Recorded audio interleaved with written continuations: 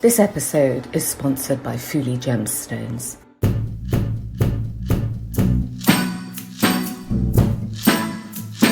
The other day I was walking on Hatton Garden and this guy came up to me and he goes, "Oh, Chiefer, you inspired me to do this."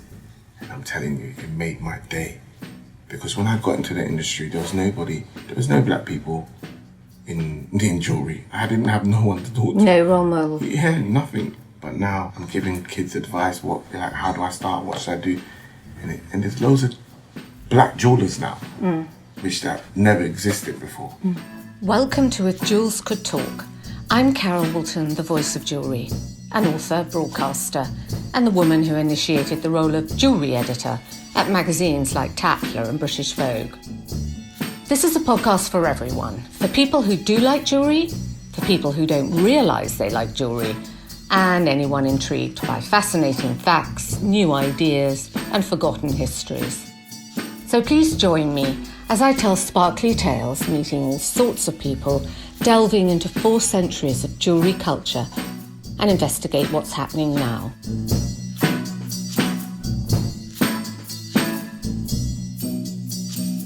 Today I'm talking with Chiefer Dcypha. We are going to talk about Chiefer's Ghanaian heritage, how he was London born, how he never dreamt he'd be a jeweller, and now he merges his music background and sport with French fine jewellery techniques. His jewellery is worn by anyone who's anyone in the music scene, and he's become the favourite jeweller of Anthony Joshua. Thank you for joining us, Chiefer. Thank you for having me. It's a pleasure. And I wanted to talk about the noise you're making and why you're making it. And I think it seems to be that you've got your kind of street style, but you're merging it with the best of French fine jewellery making. Is that what you're trying to do? Yes, 100%. For me, it's always about implementing that street culture with high-end jewellery. So obviously I grew up in Tottenham and my environment kind of made me who I am. So it's always important for me to share the culture, but also present it in a way that is high end. So basically, I'm always merging things together. Like I feel like with your background and everything you've summed up, all the great things you've done, the books you've written, and for you to sit down with someone like me, it's a merge, ain't it? Because the both of us are from 2 different worlds, and I feel like that's where the greatness occurs. I guess so. I'm always trotting around the Place Vendôme. But tell me, what was your style then, growing up in Tottenham? What was your style then? So we've always been into high-end fashion. Mm-hmm. So growing up, Gucci, Louis Vuitton, just the big houses. Because you watch it on TV. Yeah. You watch all these the actresses and the actors wearing these fabrics, and you just want them. And so you just trod along until you can afford it. And what about the jewellery style? What were you wearing? Oh, so when I was younger, it was more. I just had like a little breacher chains or a little Cuban link chain that my mum would give me, or for your christening or whatnot. You don't have the financial means to do what you really want to do, so you just kind of take what you're given. So your mum was quite instrumental in you liking jewellery? Yes, I'm from Ghana, formerly known as the Gold Coast. Mm-hmm. The land is very rich in gold, so gold is a thing that you see very common to Ghanaians. It's like if your parents take a trip to Ghana, they always come back with a gold chain for you. Like, it's just so much gold there. I'm Ashanti as well, so it's very cultural to me. It's not just a piece of jewellery, it's embedded, like my ancestors were mining gold, so it's deeper than that. Does that make sense? Yeah, so you've got it in your DNA. That's right. And do your family do they still mine gold? Yeah, 100%. They mine gold, cocoa, some of them are cocoa farmers, some of them are miners. And can you use that gold in your jewellery now? Can you get it straight from Ghana to you from the mine? Yes, you can, yeah. I have done. Mm-hmm. I've done a few pieces. I actually had the privilege of designing a signet ring for the president of Ghana. So I did that, and I made sure that I got the gold from Ghana. It was Ghanaian gold. Yeah, so it feels honourable to take raw materials from the ground that you're from, and also to create something and gift it to the president of the country. Yeah. And also, people like to know where their golds come from, because everyone wants to know it's fair trade, fair mine. So if you can say it's exactly from that mine and I know where it's come from, that's a real asset to your clients. That's right. It always has to be ethical. Do they ask, as well as the diamonds, do they want to know where the diamonds are from as well? Yeah, I've sat down with a few couples and they're like, we want to make sure we're buying a lab-grown diamond because we just want to make sure that it's ethical and no one went through any hardships to get this stone or not. Do you know what I mean? Just want to keep it clean, which is understandable. And I'm embracing it in the new world. That's what's happening. So what are your views about the mined diamonds versus lab-grown? What do you... Because, diamonds are important to you, aren't they? 100%. So what do you feel? I get both sides of the argument, 100%. However, I like natural diamonds. Like, I just feel like that's how God put it in the earth, and I feel like it should stay like that. Cool, if you want to make lab-grown diamonds, I get that. But me personally, I like to work with real stones. I'm with you. Yeah. We want proper ice. Exactly. Yeah. I think stones divorced from their history don't mean anything. Yeah. You've got to have that history, haven't you? It's got to come from the earth. Exactly. And I think that's part of the preciousness that it is from the earth. It is something extraordinary that's been produced. Exactly. Even though they can create that in a lab oven, it can't have that same feel, can it? Yeah, because these stones are essentially been on the planet for thousands of years, maybe more. Or billions. Billions of years, do you know? Yeah. And we get to do these amazing pieces with it, and you represent, and then you use it, you can give it on, it just goes on. But if it's just made in a lab, 3 weeks in Kansas exactly. or popped out of the oven, doesn't feel the same. And the prices are like very challenging. Like, do you know, I looked at a 1 carat and it looked like a VVS, like there's no inclusion whatsoever. It was like $2.5 grand or something like that. And I was like, okay, I get it. But me personally, yeah. But you'll do what your clients want. That's right. I want to talk a bit about how you started, because I think you were a manager for your cousin who was a rapper. That's right. Who was that? Who was he? So my cousin's name is Sway. Okay. Sway was a rapper, very successful at what he did. Probably one of the best rappers that the UK has seen. I started managing him. We started off after we left school, and I just started managing him and taking bookings for shows and, organising his schedule and whatnot. And in doing so, I just ended up meeting a lot of his mates, fellow rappers. So he would collaborate with other artists, and obviously we would build relationships from time to time, like over a period of time. And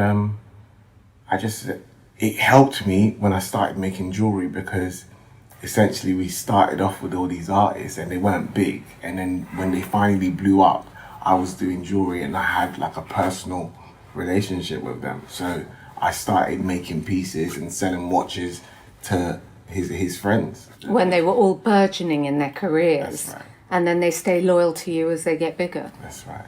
That's exactly what Chopard do at the Cannes Film Festival. They find a young actress and they kind of make a relationship early on, and then when she's the Academy Award winner, it's like, okay, time to wear Chopard. Yeah. It's smart. It's about having vision. And I feel like that alone has helped me a lot in terms of picking my team. It's about sitting down with someone and having dialogue with them and actually seeing them for who they really are, seeing their strengths and their weaknesses. I feel like that has contributed a lot to my whole jewellery career, because you're sitting down with different artists and different, and you have to feel the people, you have to have a connection with them, and you have to meet on an artistic level to create something unique.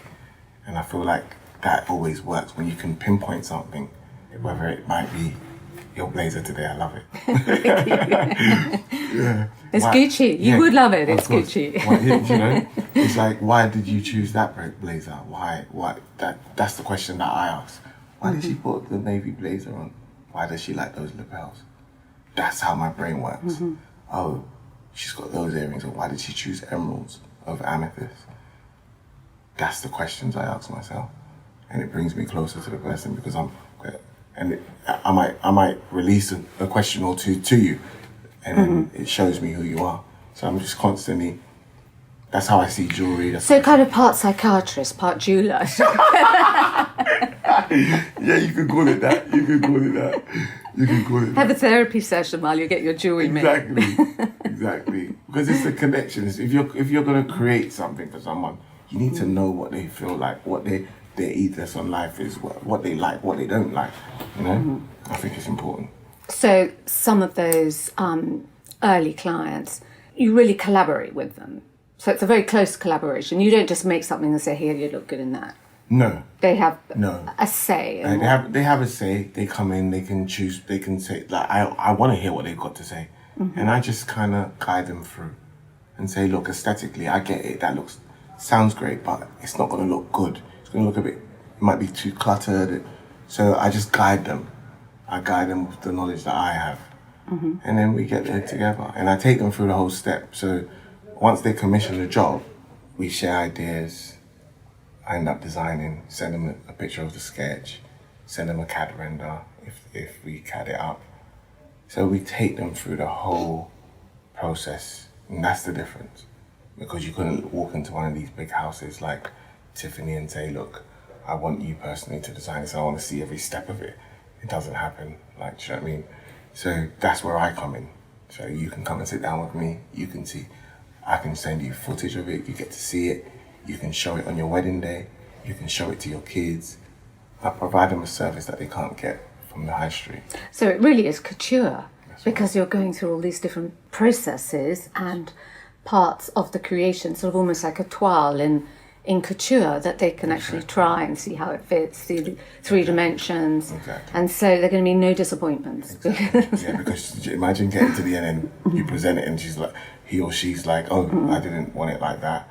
Do you know what I mean? So once you're seeing every process, you can alter any parts that you don't like, or do you know what I mean? Or add on what you want, or what you do like. So what were the first pieces you made? First pieces I made were just rosaries, rosary beads, and I made them for myself. So I'd wear like 4 rosary beads, all in 18 karat. Round your neck? Round my neck, yeah. But I would never take them out. I wouldn't wear it out like, I've got this out. I would just wear a wide neck t-shirt and have like 4 rosary beads hanging down so you would see the balls. I just like to create that mystery, like, oh, what's on the end of that?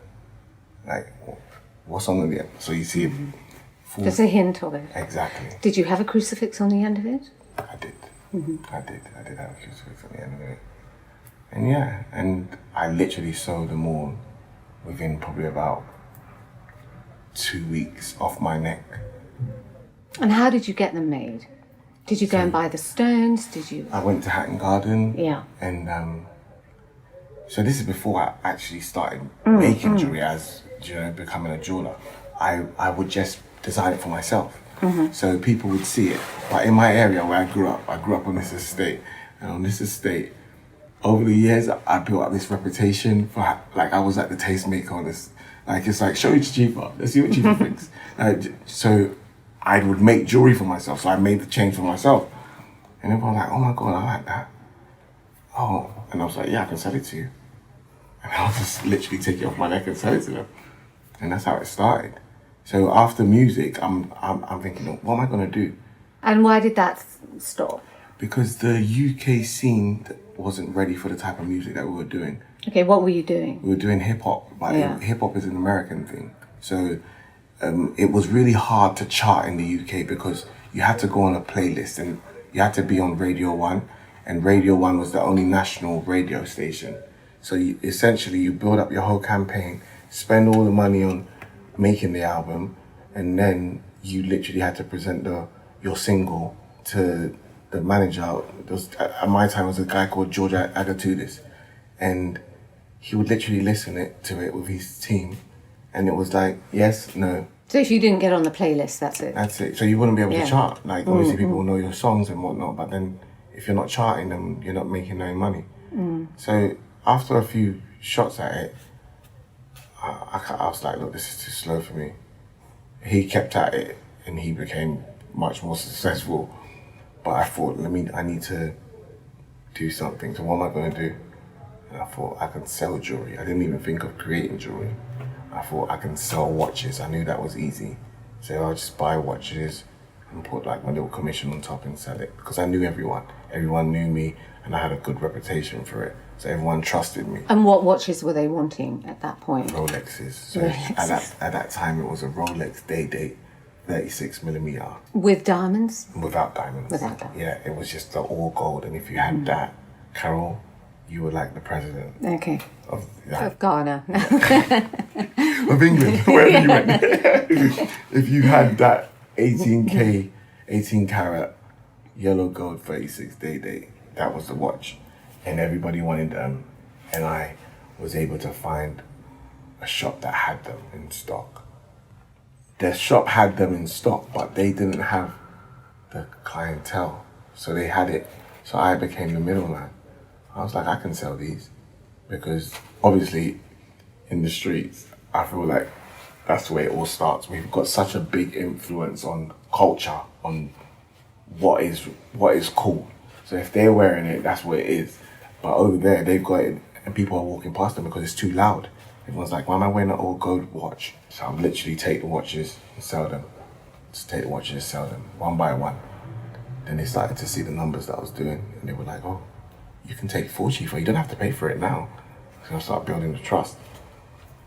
And then, yeah, it just got around that, oh yeah, Chiefer sells jewelry now, he sells watches. Then I was like, I think it's time to create. I've always been good at that. So I used to create my own pieces. So I just started creating. And where did you get it made? You got the stones in Hatton Garden? So I got the stones in Hatton Garden, and then one of the watch dealers had introduced me to a mounter. So once I met the mounter, that's when things clicked in. Because I met someone that I could say all my nonsense to, and he would literally make sense of it and make the mount for it. So once I had the mount, all I had to do was find a diamond setter. So once I found a diamond setter, it was stones, but I didn't know about stones then. It was very hard. So I would literally just go and see 2 or 3 diamond dealers, and depending on how they spoke to me, I would see whether I would trust them, because they could say it's VVS and it's not VVS and you wouldn't know. So yeah, and then I just started. So you just learnt on the job? Yeah, that's it. I've always and get your eye in. Yeah, I just looked at everything. I observed everything. I asked questions. I kept quiet when I needed to keep quiet. I just took it in. I just know I had a factor, is that I knew how to design stuff. I know what's cool. I've always known what's cool. That you can't take from me. You can say, Chiefer's this, what I've always been able to say. That's it. But I think I probably got it from my mum and my dad, because they're really cool. But they were cool. What does your mum wear? My mum, Chanel, my mum, I grew up with my mum having Chanel watches, Gucci, she knew she had a whole jewelry purse, and it just had loads of jewels and 24 karat gold, and she used to hide it in this, and it was this leather bag, and when she was going out, she would say, go grab my bag, my jewelry bag, we'll get it. And then when she opens it, it was like a treasure chest, it's like, wow. And where was she buying it? She was buying it in Hatton Garden. In Hatton Garden? Yeah, that's why it was so, it was surreal for me, because I built a reputation in Hatton Garden, everybody knew me. I would be like, my mum used to walk these streets and come to buy jewelry with her friends, and now I'm on the same street. Yeah, and even her, I was like, my mum in Hatton Garden now, and it's like, oh my God, I used to hang around there in the 70s, and, So does she wear your jewelry now? Yeah, she's got a few pieces that I've made for her, but yeah, 100%, yeah. So where did the acting come in? Because you wanted to be an actor, didn't you? Carol, hand on my heart, I still want to be. Do you? Yeah. That for me. So there's a kind of showmanship Yeah. thing inside you. Yeah. And the jewellery doesn't quite satisfy that. It satisfies the creative side of it. No, but to be honest with you, I get to do that because I have to present the jewellery on Instagram, on social media. As you know, most of my following or most of my clientele is from social media. So just taking a picture of jewellery and putting it on social media, no one cares. They want to see how you made it, why you made it like this, what materials you do. So you get to speak. And what we do is very cutthroat. So there's a lot of bravado that comes with how we do it. So I get to do all of that. So yeah, I am acting, but it's not quite blockbuster, but. But you would like to work in film? 100%. I've rented jewellery out to film sets and tried to sneak on the set. Yeah, for me. Sort of photo bomb. Yeah, exactly. Do you need me to put more? Yeah, I recently just shot a movie. It's coming out. It's called Trapped on Netflix. And I get to play it. I'm actually playing me. So I'm a jeweller in the film. Okay. I think, that's fun. Yeah. I know the director. He called me up. He goes, look, I need a jeweller. I could go anywhere, but I want someone to be natural in their element. Can you do it? I don't want you to act. I just want you to be natural. I said, bring it all in. Thinking he's coming with one camera. A whole 3-4 trailers pulled outside. A camera crew of 20 people. I was thinking, oh my God, what's this? So yeah, so I'm in that. So that's your debut? No, not my debut. Oh, okay. I've been on a series on Netflix called Top Boy. Okay. Yeah, I was in that. That was made for they wanted my cousin, and my cousin was like, listen, I know you guys want me, because obviously he was a celebrity, they wanted him. But he was like, my cousin Chiefer, trust me, he could do this. He's what you need. And he told me, they were like, listen, no, Sway, we want you. And he's like, listen, if I come, my cousin's got to come. So they said, okay, we'll invite him around for an audition.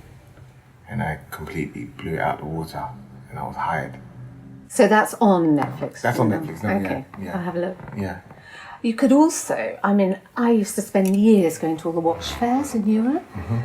And I should be careful what I say, but often I had to go to presentations, and I came to the conclusion that the Swiss should make watches, but they should never present them because it was quite dry. What was it? And I thought, there's a whole new role for you there. You could go and present all their watches and sell them. Yeah, but you got to have a connection with it.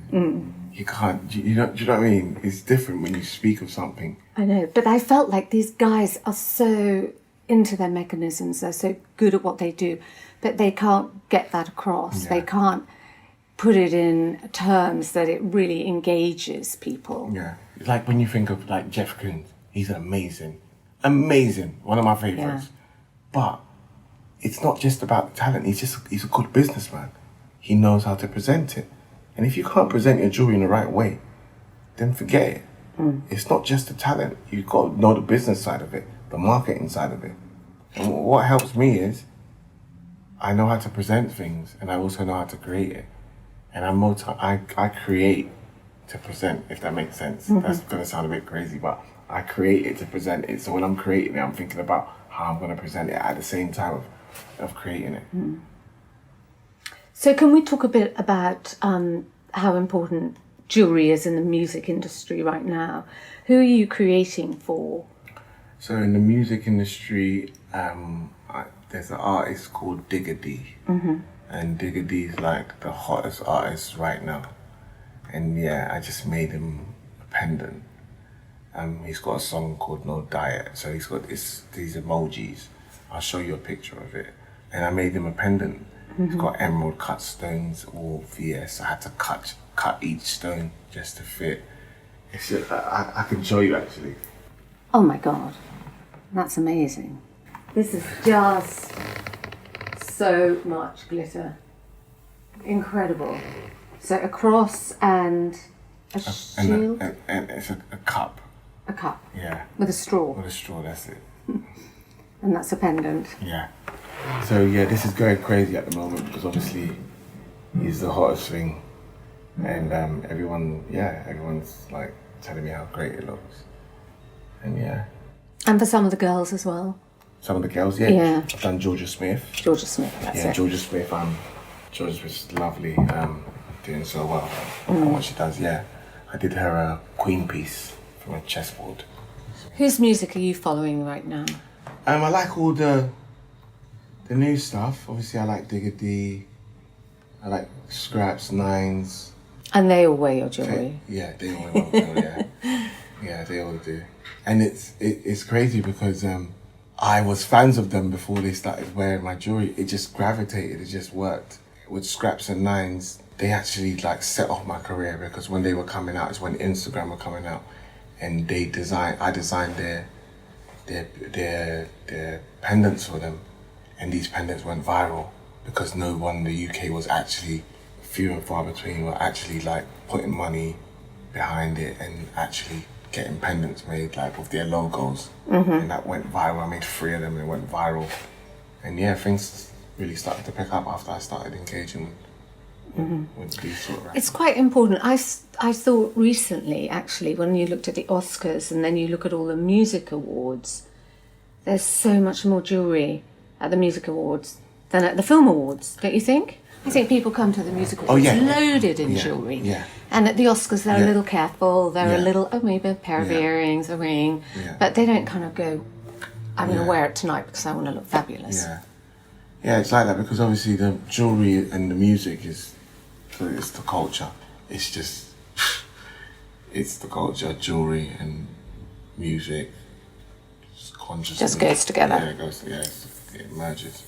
We did, in British Vogue, I think it was about 2002 or 3, it was ages ago, with P. Diddy, and he was on the cover with Naomi Campbell, and we got quite a lot of Graf diamonds on the shoot. Yeah. And he said, wow, will you look at the clarity on that bitch? Yeah. On one of the stones, which was, like a 20 carat stone. Yeah. And I think that was when you really noticed that it was so important in music and men were wearing it more than women. Yeah. He influenced everyone. He did, didn't he? He influenced me. He still influences. He's the godfather of this. He brought that fly side to it, that glamour, that high end. That's P. Diddy. He started that. Like when rappers were rapping in like car hat jackets and whatnot, he came out with like, no, I wear Gucci, I wear Chanel. Like, do you know what I mean? And they would say this in their lyrics, and as a young boy you're listening to, you're thinking, what is that? And then you do your research and find out what it is, because it's not just lyrics. There's a task within the lyrics. So you hear the music and you're just taking it in. I remember it being a task, like a challenge between us to find out, for someone to be able to dissect all the lyrics and say, oh, that's what this means, this. That was like a thing. Like, oh, I know what that means. Because there's loads of metaphors in the music. About jewellery as well as other things. About jewellery. So yeah, like neck full of water. You know what that means? That's ice, innit? Like, do you know what I mean? So like, it's just, do you know what I mean? Play of words, but yeah, it's just part of the culture. So he's a big role model. Oh yeah. And where did that jewellery culture come from in music particularly? It's always been there. It's just been, it just wasn't seen on TV. Like, we go back to Africa and my family and my great-grand, and when you look at their pictures, they're wearing jewellery, like heavy, loads of gold, and this is it. They always knew what it was. Like my great-great-grand said to me that when it used to rain so heavy in Ghana, in her village, they could see the diamonds. Like, because after the rain, the sun would come out and you could see that. Like, they've always been into it, but it's just now you get to see it on TV. How important is jewellery to identify as Ghanaian? Very important, especially as I'm Ashanti. Ashantis wear that with pride. It's all about, like, gold plays a big part in the culture. Anywhere you go, when you get into Kumasi, you have a sense of, oh, this is royal, this is regal. Like, you can feel it. because the Ashantis are just rich. Like all the mines are just, it's just, the land is just enriched with so much gold, and you can feel it when you're there. If you turn up to one of like the festivals, like there's a festival called Akwasi, and it's like, Carol, it's crazy. Like there's gold everywhere. Everyone's wearing their best pieces, rings, watches, necklaces, headgear. Like it's just regal. You should Google it and just have a look at it. And what do you think about this issue of cultural appropriation in jewellery? Because I get asked that quite a bit now about, hoops, Cuban chains, or what's your view? Do you think it should be, when it happens, do you think it should be acknowledged? Say, in a magazine shoot, do you think it should be acknowledged where it's come from and the culture? 100%. For years and years and years, people have not credited the right people. Even with my culture, we do so much that people don't credit, and someone will take something and then present it on the bigger stage and they get credit for it. I feel like everything should be credited. Like you're allowed to be inspired. So I can go to China and get inspired or wherever, yet I've still got to give credit to them. That's why I love Elsa Peretti, because she always credited all the artisans that she collaborated with. You're right, she did. Yeah, she never claimed it like, oh yeah, this is me. Do you know what I mean? She always credited them. And I love that about her, because she just made you understand that, yes, I'm great, I'm good at this, but when you collaborate with people is when you get the best me. Or even if you just sort of take their style. Yeah. And I think that's what people get quite upset about. They feel their style has been appropriated and not acknowledged. Yeah. So 100%. You're allowed to be inspired, as I said before, but just... It's a fine line, isn't it, between inspire and copy? Yeah, but being inspired is... For me, I know what copying is, and I know that's my thing. I don't want to look like you, or I don't want to design like you. It has to be from me. Oh, I like the way you used that material. I love the way that you've matched the amethyst with the Andalusite or whatnot. I get that. But I would never want to copy someone's work, because you don't stand proud of it. Do you know what I mean? Imagine if I copied something and we're having this interview, and in the back of my head I'm thinking, oh my God, does Karen know that I copied that? That feeling is not from me. And there's so much of it out there, isn't there? Exactly. So much. But I think people know, and I always say to people who've been copied, it's always the next idea. You'll have another idea, and the person who's copied you probably won't. Exactly. So just ignore it, rise above it, it's flattering, and go on to your next idea. Yeah. It's all you can do. Yeah. And sometimes it's not always so much you're copying. It's like, where's your ring from? Diane Cordas. So, how long have you had that for? About 5 years. 5 years. Very nice. But you see, it's like that pave set, and the stones are very close to each other. Yeah. That was initially done for street jewellery, because it's all about having the most amount of diamonds in. And then packed into the metal. But now, all the big houses, they're setting the same thing as how we used to do it. For like, you could only see street jewelry like that. And then, but now all the houses are doing. Is that copying? Is that influence? Or is that just going with the times? It's hard, isn't it? Exactly. Like, we would take these watches and put diamonds all over them. Like, the term is called bust out. So you bust out the whole watch, fully, can't see no metal, 0.5 millimeter in between each stone. And it was like the thing. And like, you would see like a factory set, let's say a Patek Philippe, and it would have like 1 millimeter in between each stone. It was quite gappy. 4 months ago, they released all their new diamond watches. Now they like ours. Is that copying, or is it going with the times? Because we've changed the times. It's not, no one wants to see no gaps. We don't want to see metal. We just want to see diamonds. But then you have Van Cleef, who started the mystery setting in the 50s. Exactly. So the invisible setting, no metal. So they came up with that before street? They did. But it's, wait, that's invisible setting, but wait, I'm talking about parve setting. Okay. So I'm saying parve. The small parve. Yeah, small parve. So melee stones all put together, lined up straight. That we would have done that, but we couldn't afford it. We would have done 100%. I'm telling you, someone in the streets. What would have done mystery setting a long time ago? Yeah, there's some jeweler that would have said, do you know what I mean? But to mystery set, even now it's expensive, that sort of setting, let alone then. But the point I'm trying to make is, when are you copying or are you moving with the times?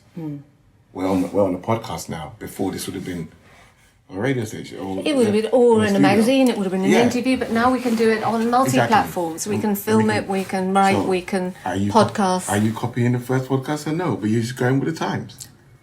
I'm going with the times. Exactly. That's what I like. The next new thing, you just think, well, let's have a new challenge. Let's go to the next new thing. Yeah. So a lot of sportsmen are attracted to your jewellery as well. Not least Anthony Joshua. Yes, Anthony Joshua. So, what was the last piece you made for him? I'm literally making a piece for him now. I'm making a Cuban link chain. It's just a yellow gold Cuban link chain that he loves, and I'm just making that for him. But he's been so, like, I've made all of these pieces from when he started, when he first won the Olympics. I made him the Olympic signs, the 4 rings. I made that for him. On what? On a pendant? On a pendant, yeah. So he had like a small, very dainty pendant. I wanted to make him something that he could wear every day. So was that set into it, or was it the rings separately? No, they were all set together. And the diamonds were set. So I had the rubies, emeralds and whatnot. And I also made him the angel of victory that's on the gold medal. So I took that, I made him like just the angel. I took the angel off, and I designed an angel, and he wore that as well. Yeah, I've done loads of pieces for him. So he likes to commission pieces after a fight? Not necessarily, but to sort of remind him of something. He, if I'm honest, most of these pieces are gifts. He's always gifting people jewelry. Is he? That's nice. He's really into that. Yeah, he even gifted me a chain. So for his family, his friends that have been there for him, he makes these chains, and I think they're for him, and then he's like, oh no, it's for him. Do you know what I mean? Nice. Yeah, very nice. And that's good for you. That's right. That's good for me, 100%. So we'll have to wait to see the new chain for a bit. That's right. I'll send you a video or a picture or something. Yeah. Great. Yeah. So what was the first piece? Because I know you're really interested in French fine jewellery. What was the first piece you saw that really blew you away from one of the big Paris jewellery houses? It would have to be Tiffany. It would have to be Tiffany. I remember being about 17 years old and walking on Bond Street, and I looked in the window, and it had the heart links, and in the center one was just was in yellow gold, and the rest was just in like stainless steel. And then they came and some of them had diamonds, some of them didn't. And I just remember looking at that thinking, oh my God, that is so amazing. And you said you saw the zip once, the first time you saw the Van Cleef zip. Oh yeah, I remember that. When I saw the zip, yeah. So I saw the Van Cleef, actually, you know what, I'll give it to that. I couldn't believe it. I'd never seen anything of that sort. Like, it was a zip, and the zip actually worked. Like, it went up and down. Like, now I think about it, and it's still intricate to me, do you know what I mean? To have a zip with diamonds set in stones that could literally move up and down. So chic, and like, do you know what I mean? Who thought of that? Like, amazing. And apparently Duchess of Windsor worked on it with them. Wow. And each one is different. I mean, sometimes they have them in the window in Bond Street, and you walk by and think, I haven't seen that one. Yeah. And they're always different and adding different gemstones. It is extraordinary. Sort of feat of engineering as well as jewellery. Exactly. But I think that's why they're so good, because they always pushing the bar. You know, it's not always traditional jewellery. It's about pushing the bar. It's about growing with the world. You come into the world, you know, the fact that I admire the fact that you've got like books out, because when it's all said and done, 100 years from now, if somebody wants to read about you or your ethos or whatever's in the book, they can always go to it. That's the legacy. That stands the test of time. We can't be here forever, but they can. My pieces can. Mm-hmm. Your pieces will. My books. No, 100%. They might have. I've got books. I've got books older than my grandma. Like, do you know what I mean? But your words will be here forever, and that's the glory. It's not actually being here. Being here, it's not. It's when you've left and you're still here. That's the art. Mm-hmm. But I love jewellery for that, because your jewellery found 100, 200, 500 years from now will say how people live now. Yeah. And they'll say the culture, the style, you know, who it was, and all about their life. And nothing else does that. Fashion doesn't do that. Yeah. I think. You don't think fashion does that? No. Because it will fade and go, and, you know, you're not going to pick up a Victorian dress and wear it out. You're going to pick up some Victorian jewellery and wear it. That's true. And it can still look as modern and fresh and speak of how they lived. Yeah, that's true. Yeah. And I think that's the greatest about it. That's what I love about it. I just love the fact that the legacy part of it, it's going to be here forever. I'm going to go buy to it, and it's going to be here, and it's going to be passed down from generations to generation.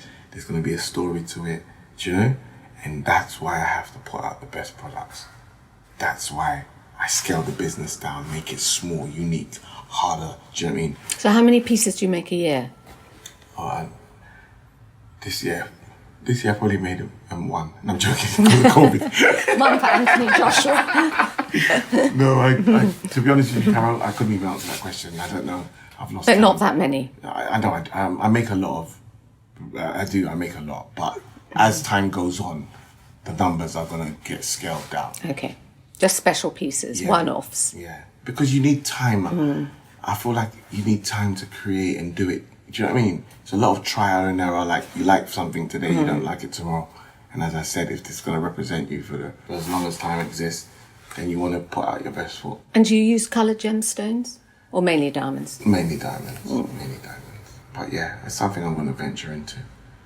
Because I still got to conquer some more in my world. And then I'll pop over. And do you think your pieces have a bit of British style in them as well? Yeah, some of them. When I first started, I went to the Tower of London to see the crown jewels, and I was amazed. You know, like the jewelry, the way it's set, and it's the way it it's stood the test of time. So yeah, I draw influences from a lot of things. So I would say, but mainly it's more street culture. Yeah. And probably people will even beat me up for saying the street culture, to just say it's design. It's just art. But I honestly just feel like it's just driven all my designs. Like it always has. Because I know, I don't feel like the pieces are appreciated.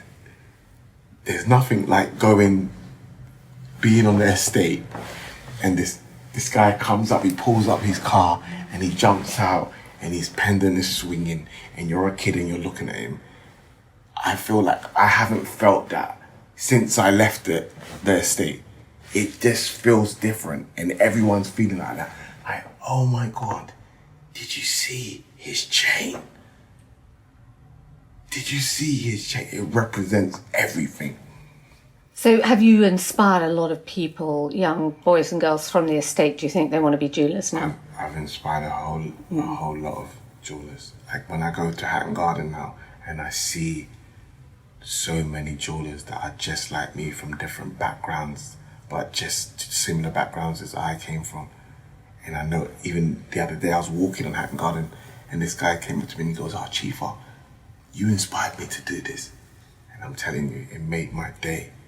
Because when I got into the industry, there was no black people in jewellery. I didn't have no one to talk to. No role model. Yeah, nothing. There's no one to go and speak to. But now, if I check my DMs, it's like I'm giving kids advice. How do I start? What should I do? And there's loads of black jewellers now, which that never existed before. So yeah, I definitely like to say I played a small part of it. And what's the dream for the brand? Just a household name. Just simply, Yeah, easy household name. A household name, you know, a brand that you can just trust. You go there, we come with innovative design, but it's not just jewelry, it's just design in general, art, just different stuff. Have a gallery and, you know, showcase other people's stuff, showcase our stuff, move into home, move into. Oh yeah, I like that idea. Yeah, it's just to grow. And where would you have the gallery? Probably Central London. Mm-hmm. Yeah. West End? Yeah, 100%. West End, somewhere where it's just easy access to everyone. Everyone can just pop in and you can make a day out of it, you know? Because I like that to, you know, dress out with, like we go to the gallery, me and my whole team, we go to galleries every Sunday, different galleries. So yeah, and just grow organically though, organically. I don't want force hype or, do you know what I mean?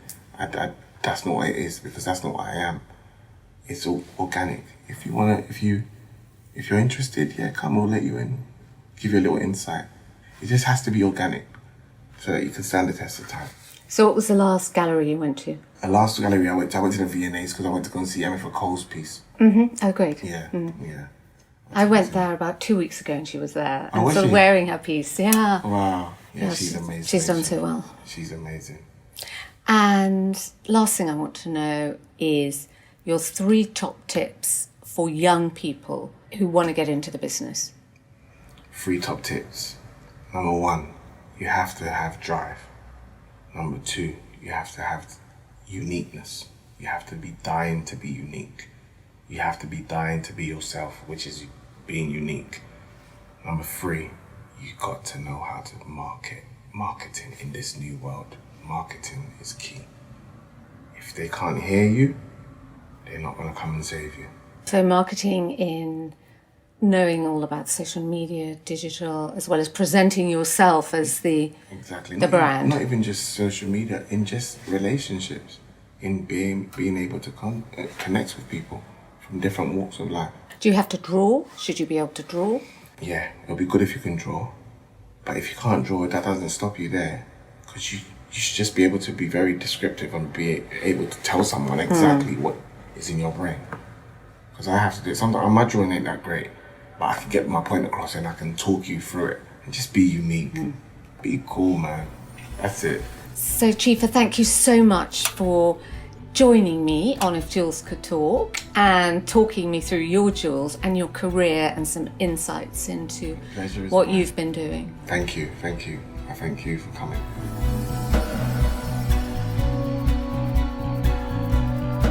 Thank you for listening. For more information about this and other episodes of If Jewels Could Talk, please go to our website, carolwoolton.com/podcasts. And if you liked it, please share it any way you can. Please subscribe to the podcast feed on any of the usual platforms where you find your podcasts. And we'd love a rating and a comment. Please join us again for the next Jeweled Nugget in 2 weeks. I'll be talking about one of the greatest master jewelers of all time, Peter Carl Fabergé, and his extraordinary life, encompassing the Imperial Romanov family, a relationship with the British royal family. There have been 6 generations of collectors of Fabergé, Edwardian society, the protocol of gift-giving, and then, of course, war and revolution, and the doomed beauty of the magnificent legacy of his imperial eggs. Please join us then. You won't want to miss it. Goodbye. If Jewels Could Talk with Carol Woolton is produced by Natasha Cowan, music and editing by Tim Thornton, graphics by Scott Bentley, illustration by Jordi Labanda, and you can find me on Instagram @Carol Woolton.